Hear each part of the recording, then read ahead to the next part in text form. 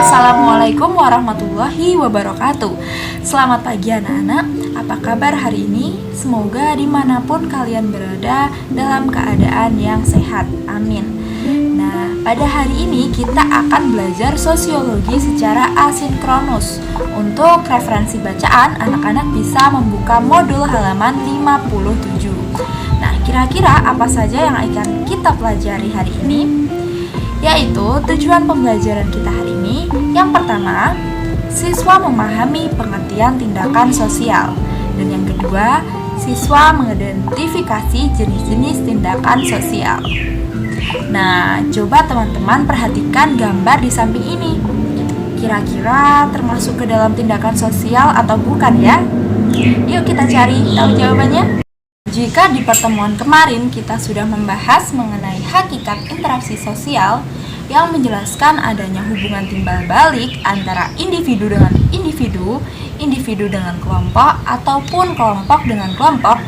Nah, hal terpenting dalam interaksi sosial yaitu mengenai konsep tindakan atau perilaku manusia.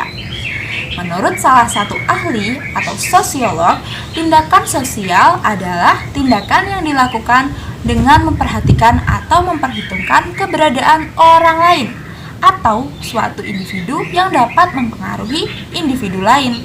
Itu pengertian dari Max Weber.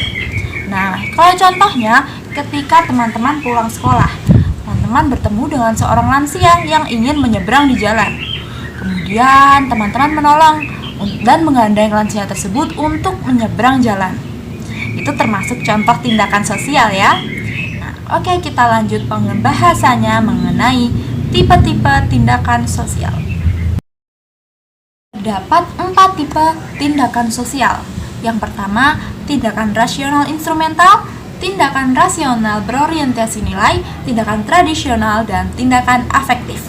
Oke, yang pertama, tindakan rasional instrumental merupakan suatu tindakan yang dilakukan dengan memperhitungkan kesesuaian antara cara yang digunakan dan tujuan yang akan dicapai.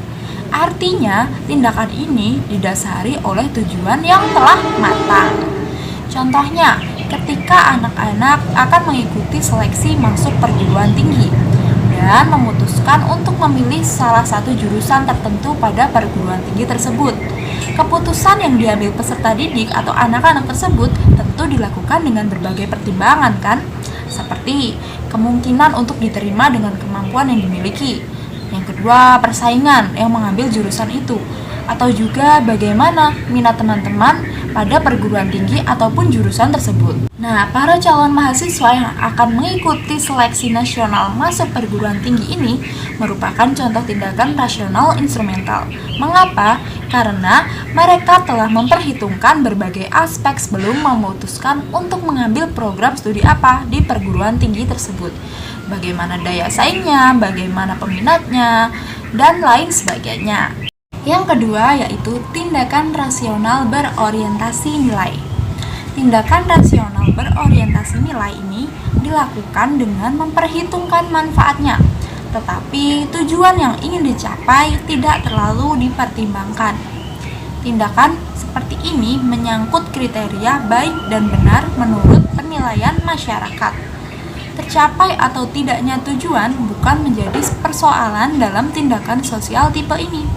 Yang terpenting adalah kesesuaian dengan nilai-nilai dasar yang berlaku dalam kehidupan masyarakat. Ketiga, yaitu tindakan tradisional. Merupakan suatu tindakan yang dilakukan semata-mata mengikuti tradisi atau kebiasaan yang sudah baku.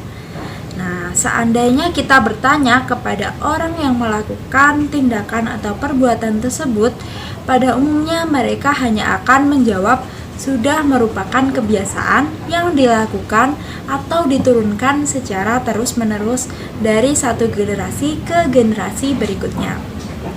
Contoh dari tindakan tradisional yaitu kebiasaan mudik orang-orang yang merantau pada saat perayaan hari raya, hari Natal, ataupun tahun baru.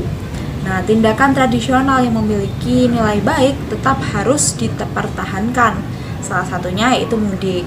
Nah, mudik merupakan salah satu fenomena masyarakat untuk tetap menjalin silaturahmi dengan kaum kerabatnya, sehingga orang tetap mengenal lingkungan budayanya sendiri dan dapat berperan untuk melestarikannya. Contoh yang kedua yaitu tradisi kebo-keboan dari daerah Banyuwangi.